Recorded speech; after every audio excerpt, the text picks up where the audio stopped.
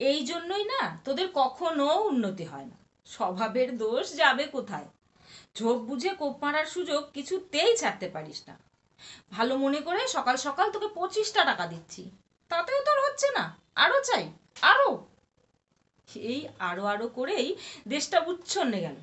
ছোট লোকের জাত কি সাধে বলে? খামোখা জাত তুলবেন না বাবু। ছেঁড়া গামছা দিয়ে মাথার ঘামটা মুছে নেয় রাজা। আপনি নিশ্চয়ই এখানকার রেট জানেন বাবু।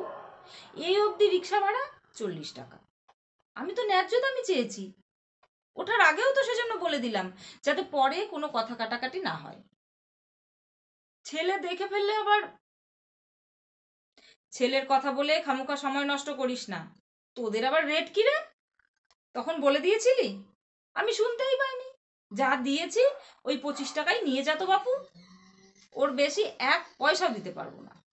নিতে হলে নে, নইলে। আর শোন, ভুলেও আমাকে তোদের ইউনিয়ন দেখাতে আসিস না। তোদের ইউনিয়নের মালিক আমার এক পাত্তরের বন্ধু। দেখুন বাবু, এটা আমার হকের পয়সা, এভাবে মারবেন না, দয়া করুন। সময়ের ব্যবধানে আমি প্রৌঢ় হয়েছি বটে, কিন্তু এখনো সম্মানের সাথে খেটে খাই।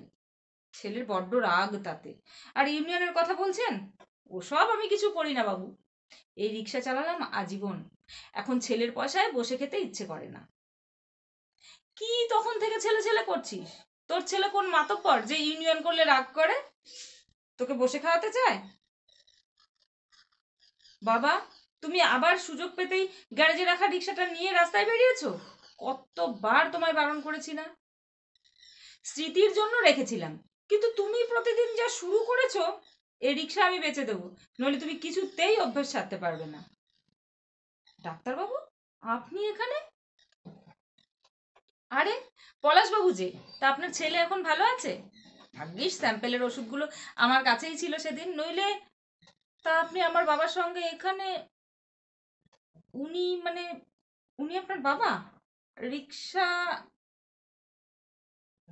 মেলাতে পারছেন না তো? বুঝেছি। অনেকবার বাবাকে বলেছি এবার তোমার ছুটি, বাড়ি এসে বিশ্রাম করো, কিন্তু কিছুতেই শুনলো না। জন্ম থেকেই কাজের মানুষ, রিক্সা চালিয়েই আমাকে ডাক্তার করেছেন। খালি বলতো, মানুষ গড়ার কারিগর হও। ছোট থেকে দুঃখ দেখে বড় হয়েছি তো, তাই মানুষের দুঃখ কষ্ট বুঝি। দামি ওষুধের পরিবর্তে জেনেরিক ওষুধ প্রেসক্রাইব করি। স্যাম্পেল থাকলে দিয়ে দিই। চেষ্টা করি যতটা সম্ভব কম খরচে চিকিৎসা করতে। বাবার দিকে ফিরলেন ডাক্তারবাবু। কি হয়েছে গো বাবা? তোমায় উনি কি বলছিলেন? কিছু হয়নি তো?